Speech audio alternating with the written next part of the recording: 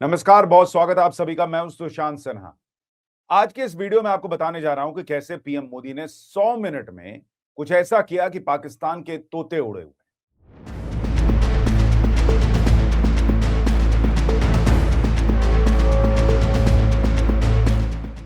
Operation सिंदूर में भारत ने पाकिस्तान को 22 मिनट में फोड़कर दुनिया भर में धमाका कर दिया था।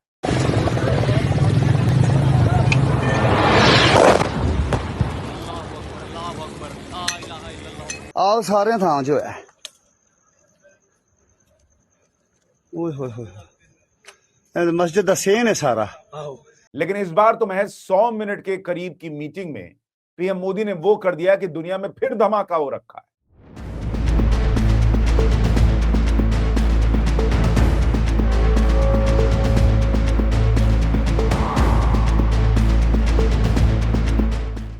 प्रधानमंत्री नरेंद्र मोदी और यूएई के राष्ट्रपति की बंद कमरे में करीब 100 मिनट की मीटिंग ने अमेरिका, सऊदी अरब से लेकर पाकिस्तान तक में कोहराम मचा दिया। कहने को तो भारत और यूएई दोनों कह रहे हैं कि अरे ये तो बस औपचारिक बातचीत थी, लेकिन अचानक यूएई के प्रेसिडेंट अल नहयान का भारत पहुंच जाना, और वो भी बस 2 घंटे के लिए, और फिर पीएम मोदी से बंद कमरे में मीटिंग करके निकल लेना, ये दुनिया को हजम नहीं हो रहा कि कुछ खिचड़ी अंदर पकी ही नहीं।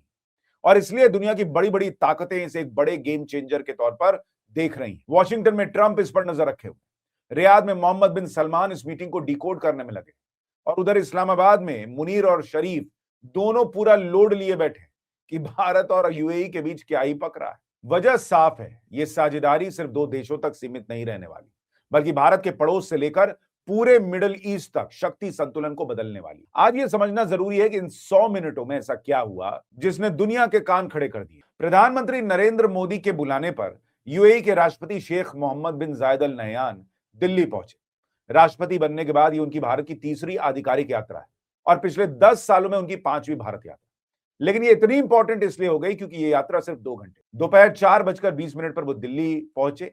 दिल्ली में उनका प्लेन लैंड हुआ, और 4:45 पर उनकी पीएम मोदी के साथ मीटिंग, जिसमें यूएई के रक्षा मंत्री, विदेश मंत्री, निवेश मंत्री समेत पूरा टॉप डेलीगेशन शामिल था।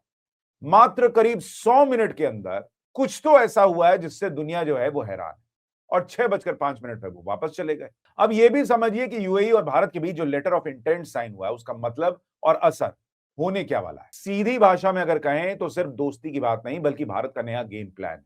सबसे पहले आतंकवाद वाली लाइन को सुनिए। जो आतंक को फंड करे, प्लान करे या सपोर्ट करे, उसे कोई पनाह नहीं मिलेगी। ये एक लाइन सीधे पाकिस्तान को मैसेज है बॉस, कि फोड़ने की तैयारी फाइनल स्टेज में है, और अब तो मुस्लिम ब्रदरहुड वाला कार्ड भी ना चलेगा। भारत सालों से जो बात कहता रहा, अब यही बात यूएई ने लिखित रूप में भारत के साथ खड़े होकर कह दी। मतलब क्लियर मैसेज है कि अब खाड़ी देशों में बैठकर आतंक की फंडिंग आसानी से नहीं होने वाली। दूसरी बड़ी बात है एफएटीएफ पर सहयोग। यूएई अगर भारत के साथ एफएटीएफ फ्रेमवर्क में काम करेगा तो पाकिस्तान के लिए हवाला, चैरिटी और फर्जी एनजीओ के रास्ते और बंद हो जाएंगे। साथ ही पाकिस्तान की एफएटीएफ की ग्रे लिस्ट में वापसी की संभावना बढ़ जाएगी। डिफेंस पार्टनरशिप एक और इंपॉर्टेंट बात। भारत और यूएई अब सिर्फ तेल और व्यापार के साथ ही नहीं, बल्कि सुरक्षा के साझेदार हैं। और ये संदेश उन इस्लामिक नेटवर्क्स के लिए है जो सोचते थे कि खाड़ी देश हमेशा पाकिस्तान के साथ खड़े होंगे इस्लाम के नाम पर। इसके बाद पीएम मोदी और भारत के सबसे महत्वाकांक्षी प्रोजेक्ट यानी आईमैक की बात। इस कॉरिडोर का जिक्र एक और संकेत है कि नया ट्रेड रूट बन रहा है जिसमें पाकिस्तान और चीन दोनों बाहर हैं। आईमैक को जानकार हमेशा से सीपेक का जवाब मानते आए, और जब यूएई की बड़ी कंपनियां गिफ्ट सिटी आ रही हैं तो पैसा कराची से नहीं, गुजरात से जुड़ेगा। कुल मिलाकर यह समझौता बता रहा है कि भारत चुपचाप गेम खेल रहा है, और वो भी बहुत असरदार तरीके से।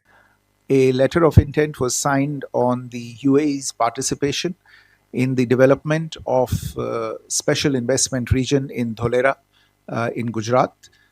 This is a mega partnership initiative that will look at the establishment of an international airport, a pilot training school, an MRO facility, a greenfield port, a smart urban township, as well as projects related to railway connectivity and energy infrastructure.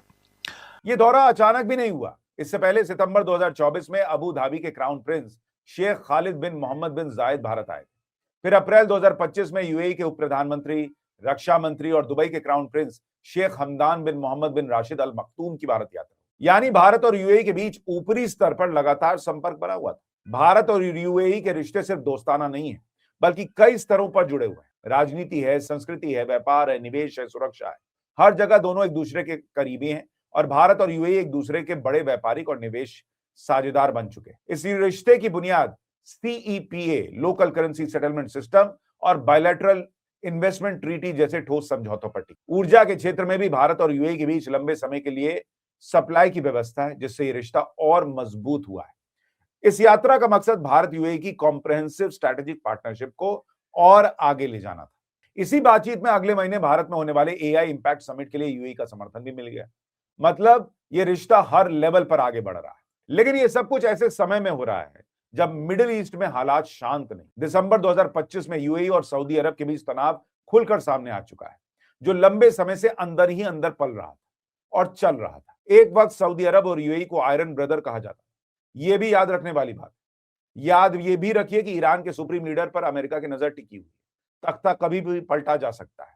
जिस वक्त विश्व में इतनी अशांति हो, ऐसे दौर में भारत और यूएई एक दोस्त से बढ़कर साझेदारी करते हुए नजर आ रहे हैं, तो इस्लामाबाद से इस्तांबुल तक हड़कंप मचा हुआ है। भारत और यूएई में समझौता हुआ क्यों? सऊदी अरब और यूएई में यमन को लेकर टकराव बढ़ता जा रहा है।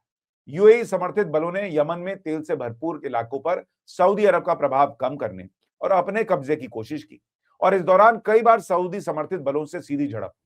हालात तब और बिगड़े जब सऊदी नेतृत्व वाले हवाई हमलों में मुकल्ला बंदरगाह पर यूएई की एक शिपमेंट को निशाना बना दिया। इसके बाद अबू धाबी ने यमन से हटने का ऐलान कर दिया। इसी महीने सऊदी अरब ने यमन के तट पर अपने नौसैनिक बल तैनात कर दिए, जब रियाद समर्थित सैनिकों ने यूएई समर्थित अलगाववादियों के खिलाफ जमीनी अभियान शुरू किया, जिसे वो शांतिपूर्ण बता रहे थे। सऊदी अरब ने पहली बार खुले तौर पर यूएई पर अपनी राष्ट्रीय सुरक्षा को नुकसान पहुंचाने का आरोप लगा दिया। यह बयान दिखाता है कि दोनों देशों के बीच दरार कितनी गहरी हो चुकी है। यमन से जुड़ा एक और बड़ा दावा सामने आया, जिसमें कहा गया कि सदर्न ट्रांजिशनल काउंसिल का नेता रियाद में होने वाली शांति वार्ता छोड़कर सोमालीलैंड के रास्ते यूएई चला गया। इस पर सऊदी गठबंधन ने यूएई पर उसे बाहर निकालने का आरोप लगा दिया। ऐसे माहौल में भारत और यूएई का पास आना कोई संयोग नहीं है।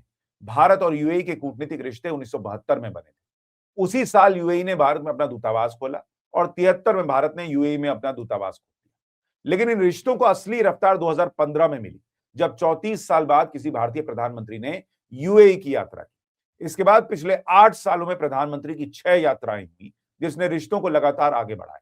फरवरी 2024 में प्रधानमंत्री ने अबू धाबी में पहली बार भारतीय समुदाय को संबोधित किया और वहीं मध्य पूर्व के पहले BAPS हिंदू मंदिर का उद्घाटन किया। ये दोनों घटनाएं सिर्फ प्रतीक नहीं थी, भरोसे का सार्वजनिक संदेश थी। आज यूएई में भारतीय समुदाय सबसे बड़ा प्रवासी समुदाय है। यूएई की कुल आबादी का लगभग 35% भारतीय है और इनमें से करीब 15% अबू धाबी में रहते हैं और बाकी दुबई समेत 6 उत्तरी अमीरातों में बसे हुए हैं। देखिए, बात सिर्फ खाड़ी देशों की नहीं है। भारत की बिसात अब इससे कहीं बड़ी हो चुकी है। अब जरा अपनी नजर मेडिटेरेनियन सी की तरफ घुमाइए। दिसंबर 2025 के अंत में इजराइल, ग्रीस और साइप्रस ने जब अपनी मिलिट्री प्लानिंग की, तो उन्होंने भारत को 3+1 फोरम में स्पेशल एंट्री दी। और यह कोई मामूली न्योता नहीं था, बल्कि तुर्की और पाकिस्तान जैसे देशों को एक सीधा मैसेज था कि अब इस इलाके में उनकी मनमानी नहीं चलेगी। भारत अब वहां एक ऐसा नेटवर्क तैयार कर रहा है जो इन विरोधी ताकतों के हर दाव को फेल कर दे। असल में भारत अपनी डिप्लोमेसी का गियर ही बदल चुका है। अब हम इजराइल जैसे देशों से सिर्फ हथियार नहीं खरीद रहे, बल्कि उनके साथ मिलकर ड्रोन, मिसाइल, AI जैसे हाईटेक सिस्टम बना रहे हैं। यानी अब हम सिर्फ ग्राहक नहीं, पार्टनर बनते चले गए हैं सबके साथ। उधर ग्रीस और साइप्रस के साथ हमारी बढ़ती नजदीकी ये बता रही है कि भारत की ताकत अब सिर्फ हिंद महासागर तक सीमित नहीं रही, बल्कि 7 समंदर पार तक पहुंच गई। अब जब यूएई भी इसी कड़ी में भारत के साथ मजबूती से खड़ा हो रहा है, तो ये साफ है कि आने वाले समय में ये सारे देश मिलकर तुर्की और पाकिस्तान की सैन्य राजनीति की हवा निकालने वाले हैं। अब इस पूरी तस्वीर को पाकिस्तान, तुर्की और सऊदी अरब के तथा कथित इस्लामिक नेटो के रेफरेंस में भी देखा जाना जरूरी है। यह गठजोड़ सामूहिक सुरक्षा की बात करता है, लेकिन इसके भीतर परमाणु दबाव, पैसा और सैन्य ताकत की राजनीति साफ दिखती है। भारत और यूएई दोनों देश इस पूरे मामले को धर्म और मजहब के नजरिए से नहीं देखते।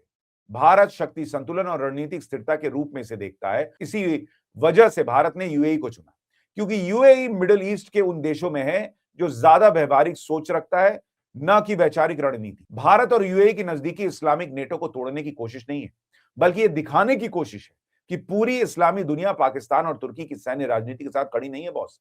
यहां एक और बात समझिए, सऊदी अरब, पाकिस्तान और तुर्की अब एक ऐसे समझौते की तरफ बढ़ रहे हैं जहां एक पर हमला दोनों पर हमला माना जाएगा।